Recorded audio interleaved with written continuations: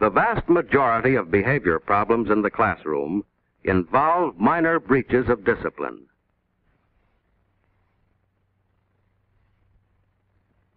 These incidents frequently originate in the classroom situation itself and are within the control of the teacher. Disciplinary problems in the classroom are symptoms of underlying weaknesses in total learning situations.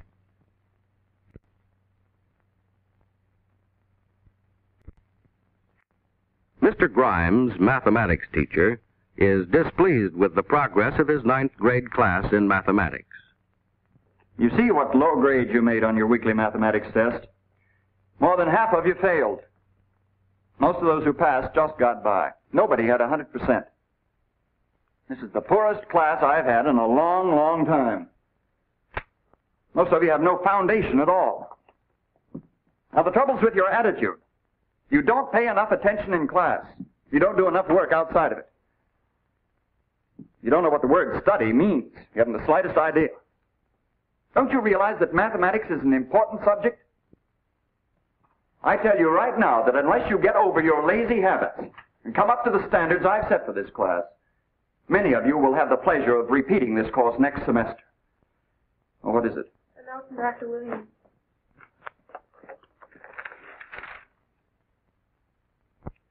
All right, that's one. I have to leave for a few minutes. Now, I want you to open your books and work out correct solutions of the problems you missed.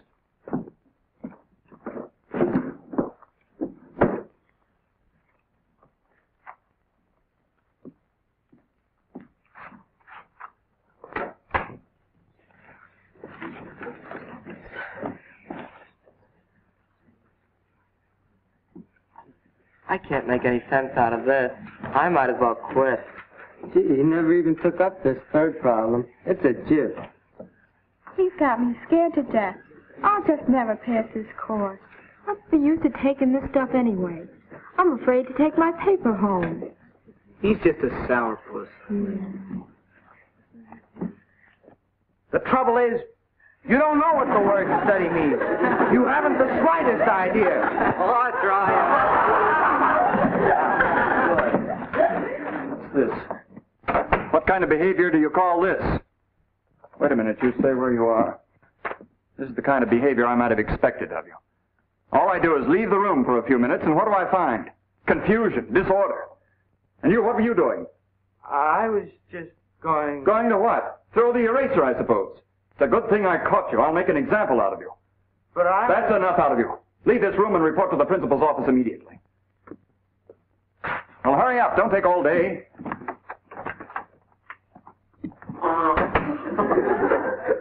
Who did that?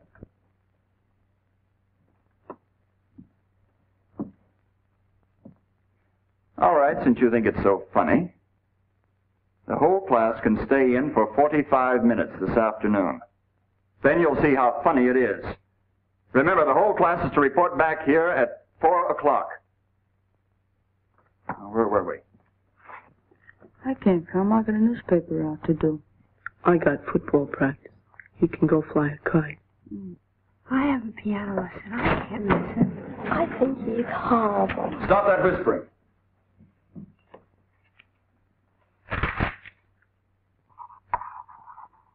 Mr. Grimes did not have a happy time of the week.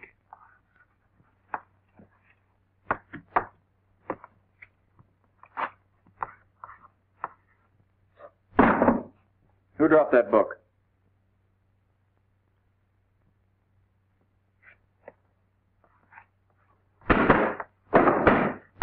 All right, I'll wait till you're quiet.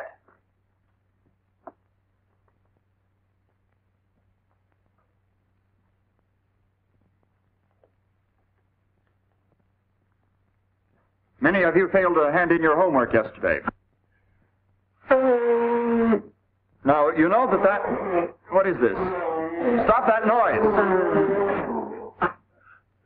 2 detentions.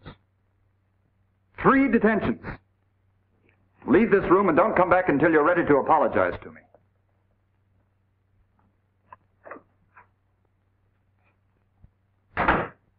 Well, this is going to get us nowhere. Maybe we'd better go back to see if we can't find some of the causes of this undesirable learning situation. Just what was Mr. Grimes' purpose in making such statements as these? This is the poorest class I've had in a long, long time. This is hardly the way to win friends or influence people. You don't know what the word study means. You haven't the slightest idea. Might not be a bad idea to show them how. I tell you right now that unless you get over your lazy habits and come up to the standards I have set for this class, many of you will have the pleasure of repeating this course next semester. What kind of motivation is this? To what does it lead? The trouble is, you don't know what the word study means. You haven't the slightest idea. This reaction is the answer. It was the result of Mr. Grimes' provocative remarks. Now, take this. It's a good thing I caught you. I'll make an example out of you. Oh, come now, Mr. Grimes. By taking it out on the boy, aren't you covering up a symptom of your own deficiency?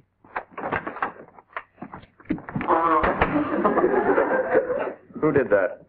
Yes, who did? Some boy, probably. But the chances are it summarizes the feelings of the group. There is an unwritten code covering such situations. Why try to buck it? All right, since you think it's so funny. The whole class can stay in for 45 minutes this afternoon. Mass punishment is a dangerous weapon and doesn't work too well. 2 detentions. 3 detentions. Leave this room and don't come back until you're ready to apologize to me. It's a long way to the end of the term. When will this end? Thus, what should have developed into a sequence of pleasant and valuable learning experiences had deteriorated into a series of disagreeable and injurious personal tensions. This is all wrong. Need any of these incidents have occurred at all? Suppose Mr. Grimes had tried another approach. Most of you are disappointed in the low grades you made on this test. So am I. Nearly all of you had trouble with that last problem on ratio. Now, perhaps I didn't do a good job explaining ratio. Now, ratio is commonly used in everyday life. Mother uses it in the kitchen when she takes a recipe for a big cake and uses proportional amounts of ingredients to make a little cake, or vice versa. But let's suppose a recipe called for 8 cups of flour and 4 eggs. I wanted to make a cake half that size. How much would I use? You'd need 4 cups of flour and 2 eggs. That's right. You boys use it in the shop when you read a blueprint. As you know, a blueprint's merely a scale drawing of something that's usually larger. Suppose I had a blueprint of a bridge that's going to be 100 feet wide. But on this drawing, the bridge is only 10 inches wide. Now, how many feet would each inch represent? 10 feet. That's right. Now, that's in ratio. Now, let's see where we made our mistakes. The problem was this. What is the ratio between 4.5 yards and 1.5 feet? Now, you looked hurriedly at 4.5 and 1.5, said the answer was 3. Well, that's where you fell into a trap. What you forgot was that before you can divide, you have to reduce all units of measurement to the same unit. Now, what's the unit here? Feet? That's right.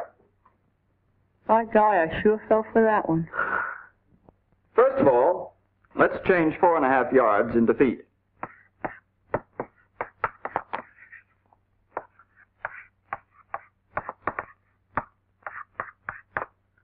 That gives us 13.5 feet. And now we can divide 13.5 feet by 1.5 feet.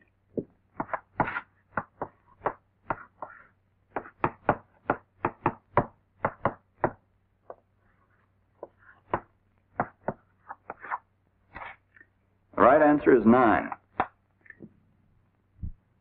Wow, I see where I made my mistake.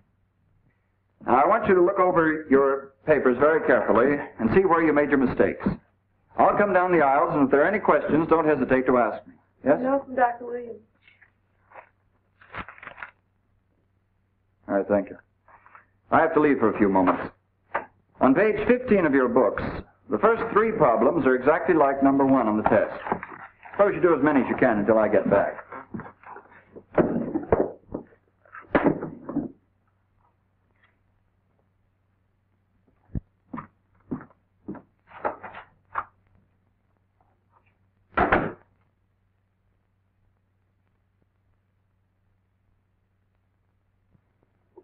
I get the idea now. I sure messed up my test paper. I'm glad he's going over these questions. I'd never make head or tail out of them otherwise. You know, I'm beginning to get some sense out of this. I hope I do better next time. I'd hate to bring another paper like this home. The way he explains it, it doesn't seem too hard. Oh, come on, cut it out. I want to do these problems. Oh, let's have some fun while Mr. Grimes is out. Who wants to do these old problems anyway?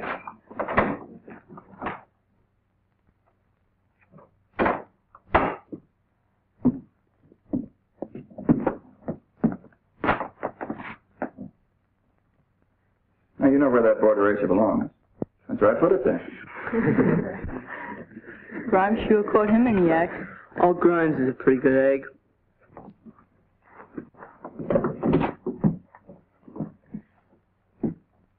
That's more like it. Now you're getting it. Let's see if you can do the next one. Classroom control and learning efficiency are products of good teaching. Learning must be made meaningful. Interest in work for which learners see a purpose provides its own discipline. But in spite of interest and meaning, it must be remembered that some incidents will occur. Skill in handling such occurrences prevent their growth into problems. Oh, that's a pretty good catch. For a moment, I thought you'd miss. I'm sorry, but I owed him the apple. Well, I guess a fellow's expected to pay his debts. I'd suggest, though, in the future you do your baseball practicing outside of class. A friendly attitude with a sprinkling of humor goes a long way toward winning the regard and cooperation of the class. For respect is a more desirable molder of behavior than fear. The development of mutual understanding between teacher and pupils will help eliminate disciplinary problems.